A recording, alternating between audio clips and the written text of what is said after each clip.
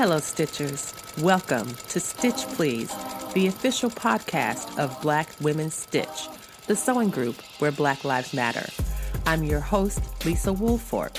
I'm a fourth-generation sewing enthusiast with more than 20 years of sewing experience.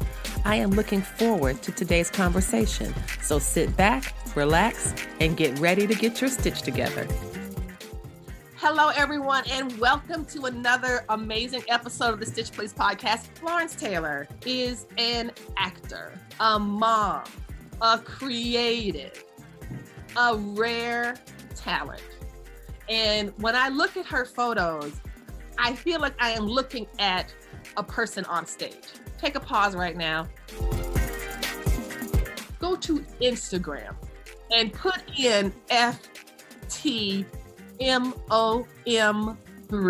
So the chance to talk to the lady behind the photo is a great treat today. Welcome to Stitch Please podcast, Florence. Thank you for joining us. No, thank you, Lisa. And thank you so much for inviting me to this conversation. Thank you to all your amazing listeners and your supporters. So hi, everyone. Yes, hello. Y'all, Florence Taylor is a delight. She does so much and continues to do so much in the sewing community. She is one of those reliable, trustworthy voices that I turn to. She works with so many different companies in different capacities, supporting so many small business owners, so many small Black business owners, so many small Black women business owners through the fabric industry. And I'm so grateful for it. So welcome, Florence. And I want to get started with a kind of a broad umbrella of a question. If you were writing Florence Taylor, the play on Broadway, and part of her character description was a sewing philosophy,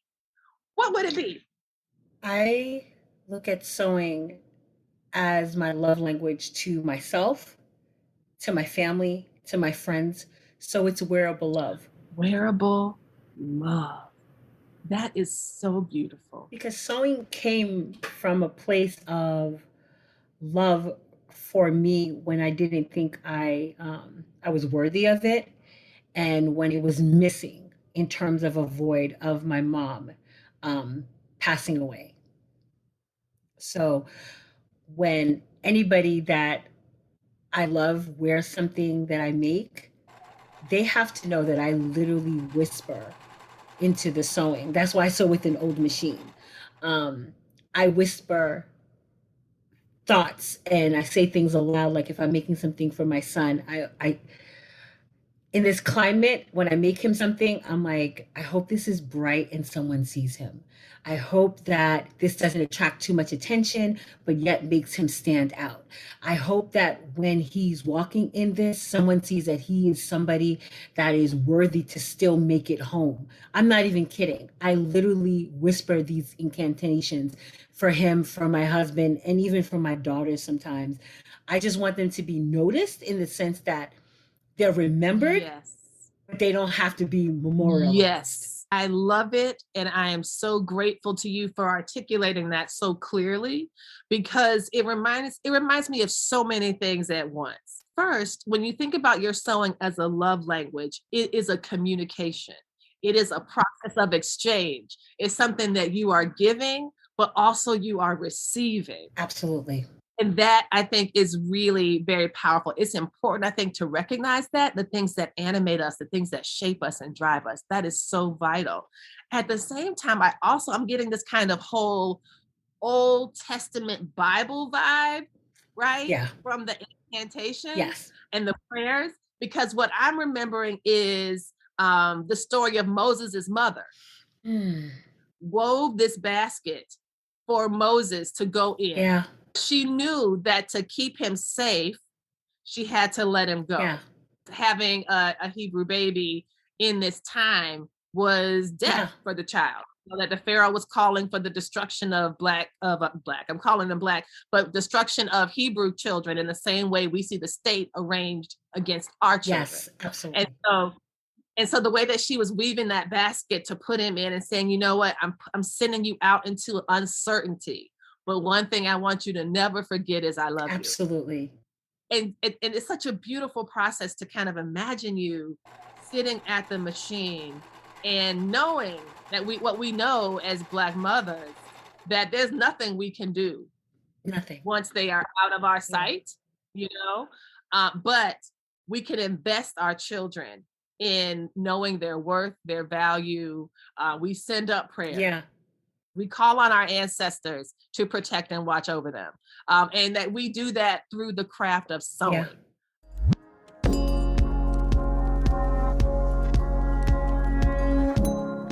You've told this beautiful story about the love language of sewing. And so tell me a bit about something that I tend to get feedback from people from sometimes is, hey, well, Lisa, we want to think about sewing, as just making a shirt or making a blouse or making some leggings. Why do you need to bring in things like size or Blackness or feminism or social justice? These things are totally separate, but we know as Black women they are not. How do you respond if someone is like, well, I don't see why this has to be about advocacy. Let's keep it basic and neutral. What's that about? Our bodies are this beautiful canvas, right? It should be a description of who we are and how we want to be received. So I think within the sewing community itself, that is so important. I know we can't reach out and touch everyone in everyone's story and narrative, but we have an obligation in a sense to let other humans know that we see their individualism, that we see the uniqueness of who they are. I have a way of describing the people that come into my life as pieces of my life tapestry. And within a tapestry, there are different hues, there are different shapes, there are different textures if you're lucky. And at the end, it is this beautiful framework and piecework that you have to pull from and say, this is who you are.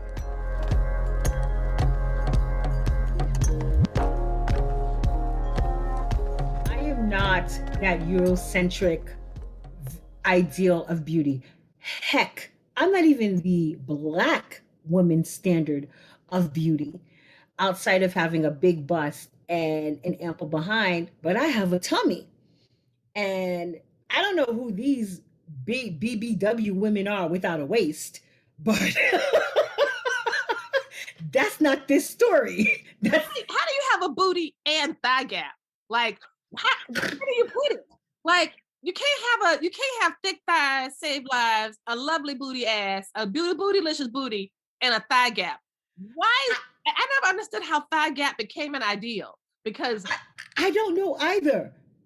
Because I mean, I like a bow-legged man, but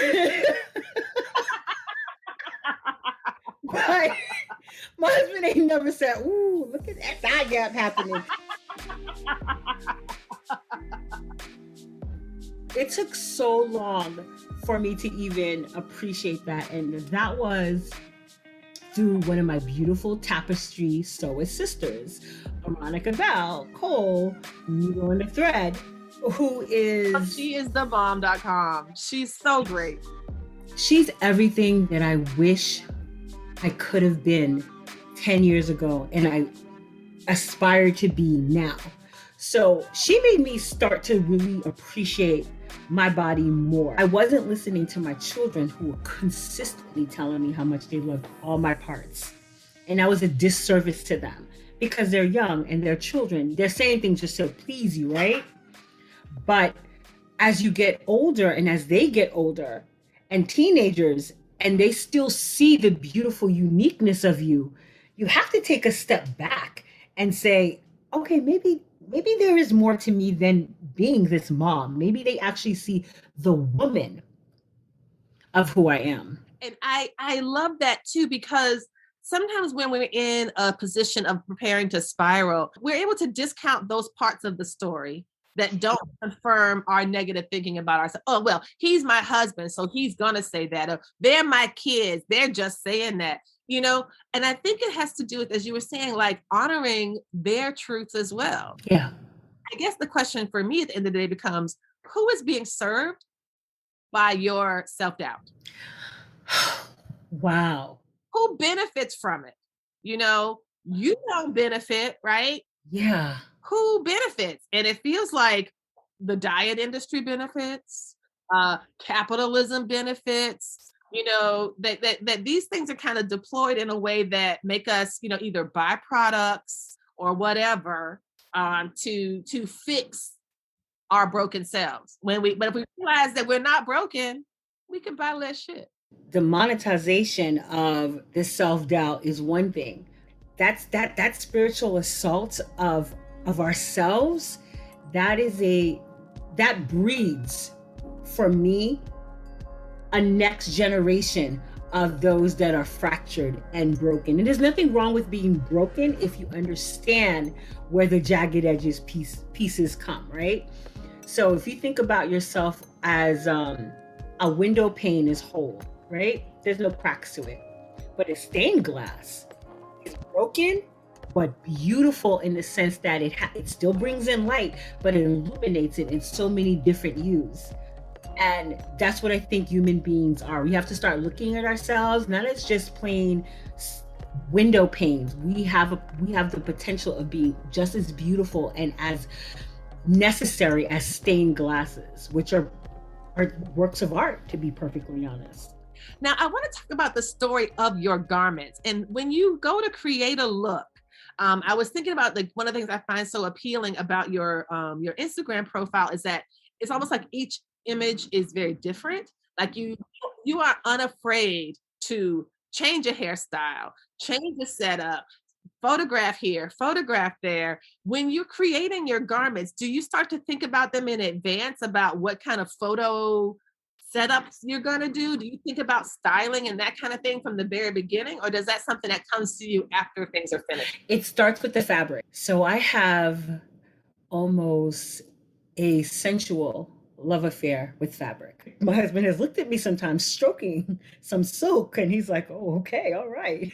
I think I'm prepared to be jealous. and it could be different things within the fabric, whether it's the color, whether it's the texture, whether who I got it from, if it was a gift, if there's a story behind the design, or if it brings a sense of a muscle memory, a heart memory to me. The pattern then comes into mind. Then it goes to the wigs. This is how I create the different persona. Every wig, my wigs are my different superheroes. So if there was this, I'm Wigorama. I'm like, there's 50 wigs. And I'm like, who does she want to be today? And with COVID, I learned how to make wigs. Of all the things that you make, I did not know that you actually make some wigs. Yeah, I make some of my wigs. I was just like, you know what? I went on YouTube. I said, boom, here it is. And then it was just another creative process. I didn't realize how creative I was until I learned how to sew, because I come from a family of seamstresses / sewists. I didn't realize how, from my communion dress, my confirmation, sweet 16, my wedding dress, my money bag from my wedding gown, every time I had a heart memory, someone in my family created it. And when I learned how to sew, it's like it opened up this third eye for me and made me realize that I was so creative. My dad told me that I've always seen in color. That I have never been able to just see black and white. I've always seen things in different shades. So when I create and I post the pictures, I want people to have like a sense of there's what they're seeing is all me. And the uniqueness of being a Black woman is that we know how to code switch. Yes. So I'm going to never be that stereotypical way of how people think. No one would think that I like goth, that I like country music, that I love opera. I love country and westerns, and all those things have a story and a reason.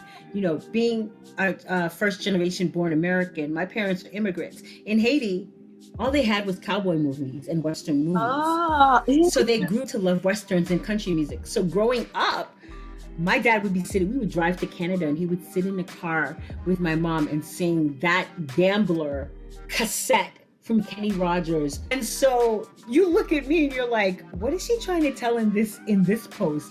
Like, I posted something just the other day and somebody was like, I felt like a total baddie. I was having a horrible day and I didn't want to take the pictures. I wasn't sure about how my body looked in this crop top. I was like, no, this is not for me. I said, you can see my stomach. There's too much of it showing. And my daughter said, Mama, that was the first place that I ever felt loved and safe. I love your belly. Let's show your belly and more of it, please. And it's scarred and it's got I guess tiger stripes. Oh yeah, tiger stripes. It's got my gastric bypass scars. It's got my cesarean scar. It's got a scar where somebody cut me. It's a roadmap to Destination Florence. I don't know if everyone wants to take the ride. Absolutely. And it's the scars are stories. That's what it is. Beautiful about this, Florence, because I'm not saying that, that you like put these words in your daughter's mouth. I am saying that you have created an environment of love for your children that they can practice all the time. And it's kind of like you have fortified them so beautifully that they are able to recognize and help you push past your own limitation. Yeah. Which is beautiful, right? I was lucky in having a beautiful mother. I mean, her name was Immaculata, and just her name is so beautiful, right? Oh my gosh, and that's powerful. She was, I didn't realize how magical she was. She was that beautiful director that made everyone shine and never got the glory. She was literally everyone's light. She spotlighted you for all your good, for all your ugly, but just beautiful. And I'm blessed to still have my father, and he's walking magic. His voice is melodical. He sings. He makes you feel loved. And so I look and I see my children reflected in them. All I want is to have children that are creative, that are givers, that know how to give love and accept love, because being givers, we don't know how to always accept that. Yes. And I don't want them to be shortchanged in the gift of being able to accept love back. And this becomes a way for us to talk about questions of size inclusivity in sewing, which has become of late much more discussed, much more of a topic that is that should have been addressed a long time ago. Mm-hmm. But I think people are becoming far more vocal about it. That there are accounts and folks who are in really important, I guess leadership is a word that some would use, but I think the better word is possibility model. Hey friends, hey. The Stitch Please podcast is about to publish its 100th episode. That's right, 100 episodes. As part of the celebration, we are launching 100 by 100 to help us get 100 more Patreon supporters by the 100th episode publication date on September 15th, 2021. 100 additional Patreon supporters would give us the financial stability we need to hire editorial and production help. You can find the links to our Patreon in the show notes. Thank you so much for considering this, and thank you current and future Patreon supporters.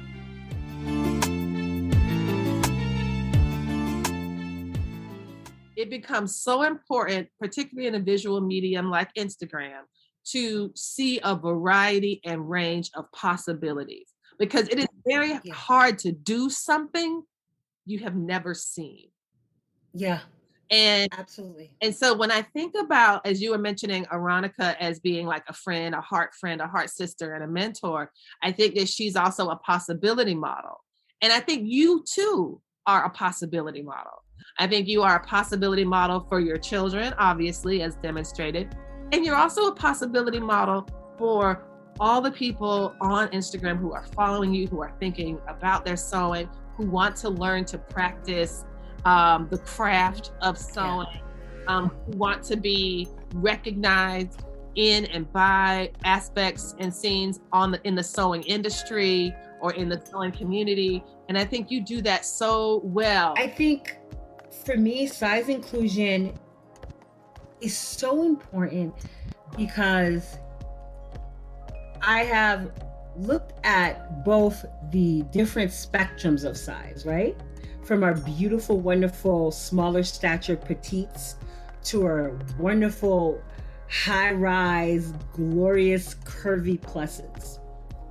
And typically most of weight or weight loss stems from some kind of trauma or some hurt. When I was contemplating eventually getting my PhD, I was looking at like weight in relation to weight and how it ties to abuse, verbal, physical, sexual. Trigger warning, sorry everyone. And for me, my weight was from sexual abuse, hiding, not wanting to be seen, hoping that as the weight ballooned, I would be less appealing to the others. Unfortunately, because I wanted to be less appealing to others, you start taking on that characteristic and start internalizing that to yourself. And learning to love all of my parts that encompass my sum is important within clothing. Yes. I want to be able to make something that makes me feel good. It doesn't have to make anyone think I look good and that I look beautiful. I want to create something that feels good to me, that is comfortable, that is flirty, that's fast, that fits. Yes, that. Because there's something, when it fits, it makes you feel that you're seen. I feel like, because sewing is something that you do in private, but also then becomes public, it becomes this thing that you really want to, at least for me, I can't say what anyone else does, but for me, I want to put my best foot forward. I want to go out in something that feels good to me, that feels right to me, that makes me feel good about myself. And so much of that is, it feels like sometimes if you give up your power, then you are going to be at the whim of everybody. Every strong wind, every unkind word is going to knock you down. You're going to believe everybody else's story about you, even people you don't even fucking know, let alone like. But when you start from the position of, I am wearing what I like because I like it, and my opinion about myself matters more than anybody else's. Yeah. And I find that to be true in terms of sewing for me, but also sewing for teenagers. Yeah. Right? Yeah. So my twins are 13, my son is 15, and sewing for them is interesting in the sense because as my son is very muscular. He's 15. He's a teenager, he's a kid. Unfortunately, outside does not see him that way. He will be labeled not as a teenager if something happens. He will be young male, young man, not 15-year-old. They won't slap his age. They won't slap that number to make him palatable, right? Because that's not what media does. That's not how we, that's not the soundbite that works for them.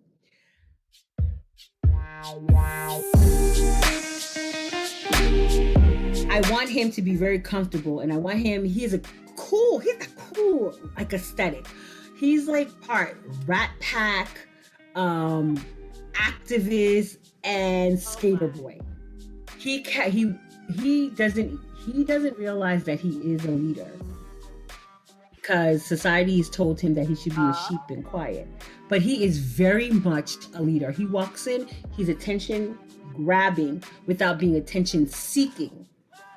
I want him to be noticeable, but not always noticed. For my girls, they are totally different. They love bright colors. They love vibrancy. Lila loves stripes and polka dots. Carrie she will wear all things purple. That has always been her color. She came out like looking like lilac. And she loves colors. So dressing teens is all about, I have their input with the pattern and the fabric. No one ever dresses like them. You can always tell who my children are. That's right. That's right. And I love how they're like, so as, and that was one thing I was thinking, as your children age, as our children grow, their needs grow, their needs. And it's really wonderful that you have been able to keep your kids in Mime, like 50% for your son now that he's, transitioning to the upper teen years. But for the girls, for the twins, the younger ones, that they're still at like 90%. What kind of advice would you give to someone who wanted to sew for their kids? What I would say is for someone starting off with littles is not to take on more than you're prepared to do, because you want to create something for that little human that you have that's appealing to you, that highlights and um, helps illustrate the story of your family and your love language. If you're the parent that likes to jog, do something like that. Incorporate your interest in what you're sewing. Now, as they get older, absolutely have them go on Pinterest. Ask them what kind of look do they like. If you're out with them, look at who they're gravitating to in terms of like, and they may not turn their heads, but they always avert their eyes. Look where their eyes are traveling to. And then be honest, have an open conversation with them and say, I made that dress for you, or I made those pants for you. You didn't seem to like them. No, they either didn't fit or they weren't my style. Okay, what's your style? Ask the question, incorporate them in it, whether it's, and there's something wonderful if you let them go through your stash, because they may find something that one you didn't even think that they would have liked, because it just might, again, it goes back to that heart memory. They may have a heart memory of something to them that's personal. What's the story my kid is trying to say? So this is my time to be the listener, and I'm going to listen to them. I love that so much, because what it's making me think about is the ways in which your sewing is equipping. And by equipping, I mean you are preparing people, yourself, the things you make for yourself, the things you make for your family, you are equipping them to claim their whole Yeah. selves. In the same way that your sewing equips you to claim your whole self. Yeah. And also the way that when you post your images, when you do the pattern tests, when you do sew fabric strikes for designers, you are also equipping not just these pattern companies and these fabric businesses, you are also equipping other people who sew, other women who sew, to see for themselves what is possible. Lisa, I got into sewing to heal myself from the loss of my mom, because I didn't know who I was. I didn't know how to be Florence without being Puppet. That's my family. Poupette is my family nickname. I didn't have the person who loved me from the minute that they saw me anymore. And I didn't, and who I was becoming was the exact opposite of who I should have been. So I went to therapy and I said, you know what? I think I want to honor my mom and my grandmothers by learning how to sew. And I learned to sew March 15th of 2017. I made my daughter a butt ugly dress. That dress is still in her closet. She still looks at it. She smiles when she sees it. So that was exciting. And then I got into starting to make more for them, make more for me. Every time I made them something, it was like, like the shoemaker, and the kids would go to sleep, and the elves, I was the elf making the shoes in the middle of the night, but it was clothes. And every day they'd wake up to something new, and it was like so exciting for them. And then I got into pattern testing and strike sewing. And the only reason I did that is that I realized I was fortunate enough to have a job and an income separate from sewing, because I don't make any money sewing, right? I don't have a business. I don't have a blog. I'm just sewing. I realize how important, and everyone that I test and I sew for, I I'm not even kidding when I say I want them to win in terms of themselves, their value, their families, the quality of life that they have for themselves. I've only started now to earn a little bit of money sewing, but guess what? I don't keep the money for myself. I either will give a piece to the kids if they take, because my kids take my pictures. Yeah. My babies take my pictures for me on my phone, not a camera, y'all. On my phone. And so much love in them. So this makes sense to me. There's so much love in them. So the money, the little bit of money you're making from sewing now, you pay your people. I pay my people, and I donate it to food insecure charities, to either schools, or I will buy gift cards to restaurants and say, if you know that there's a family struggling, can you donate it to them? Because we live in a country where our children are food insecure and our elderly are food insecure. And that's ridiculous. What it tends to go back to, and what I love hearing from you, is this investment. That as a strike team member, you invest in a business. Yep. When you agree to sew someone's fabric, you are doing so because, as you said, you want them to win. And so you are putting like your own sweat equity by sewing and cutting and washing and creating and thinking of something, and then posting the pictures, making the pictures and posting and tagging. Like it's a real process, and another form of like a labor of love. Your generosity is helping the sewing community by providing possibility models for inclusion, for race, gender, size, the totality of it. And you are equipping and modeling for your family, like what it means to give and not be depleted by giving. And that is something that I think is so important.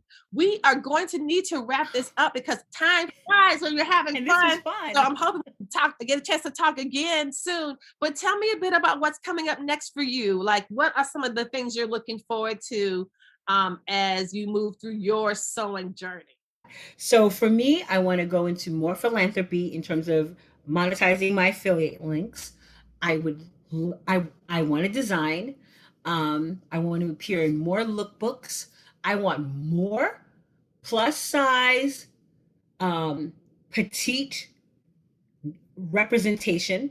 I want more BIPOC, LGBTQI plus representation. I want over 45 representation. I want us to start healing in weaving and creating. I want fiber to become family. Yes, fiber to family. Yes. Fiber to family. Like it's not hard, everyone. If you just take time to start loving yourselves, you are going to start loving one another so much better. How I've told people is, when I do diversity inclusion meetings, when I'm trying to have people understand why it's important in theater, is your heart should be clear in who you are. Like when someone sees you, they should see who you are and what your heart represents. And I think that we have an opportunity to do that within this sewing community, listening to each other, acknowledging and amending. Yes, repair. And just being kind and thoughtful to one another, and starting with ourselves. And I absolutely love you saying that loving yourself deeply and well is the first step to engaging and creating a community based in love and care. To everyone out there who's listening, or if they're looking, anytime that you hit a like or you say something, you're not feeding my ego. What you're feeding is that little girl who was abused, that didn't speak out for herself, who didn't know that she had advocates out there for her. You're speaking out, and you are showing my children that the parent that they love is loved by you. And you, by doing that, are showing that you are loving and that you know how to love and be able to receive love. So I want to say thank you to everybody who ever drops me a line, who sends a like, who sends me a DM. I see you, I hear you, I truly love you because I want you to still exist. I want you to be the best examples of the blessings that have been brought forth. I am a firm believer, and I've told my children, before you were even a thought, you were loved. And I want everybody to understand that about themselves. Wow. On that note, Florence Taylor, you have left us with a beautiful word. Thank you so much for talking with me today. Tell us where we can find you on the socials. I am on Instagram, FTMom, the numeral 3. So FTMON, M, the number 3. I'm on TikTok, but I'm so corny on TikTok. All you'll see is like a photo montage and songs. And and that's pretty much it. You'll see me in Facebook groups and things of that sort. I'm here. I'm available if anybody ever wants a DM and they want a shoulder to lean on, or they want some sewing advice. I don't know everything, but we can stumble through it together, y'all. We can do this all together. Someone who is going to help you help yourself. She's available if you are a person who runs a company and are passing out affiliate links. Here's an affiliate for you. So Florence, thank you so much for this conversation today. This has been just a delight. Thank you so much. Thank you, Lisa.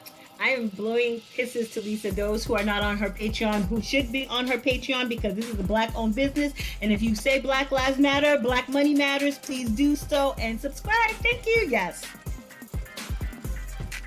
You've been listening to the Stitch Please podcast, the official podcast of Black Women Stitch, the sewing group where Black Lives Matter. We appreciate you supporting us by listening to the podcast. If you'd like to reach out to us with questions, you can contact us at blackwomenstitch@gmail.com.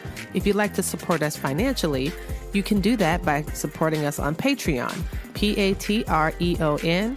And you can find Black Women Stitch there in the Patreon directory. And for as little as $2 a month, you can help support the project with things like editing, transcripts, and other things to strengthen the podcast. And finally, if financial support is not something you can do right now, you can really, really help the podcast by rating it and reviewing it anywhere you listen to podcasts that allows you to review them.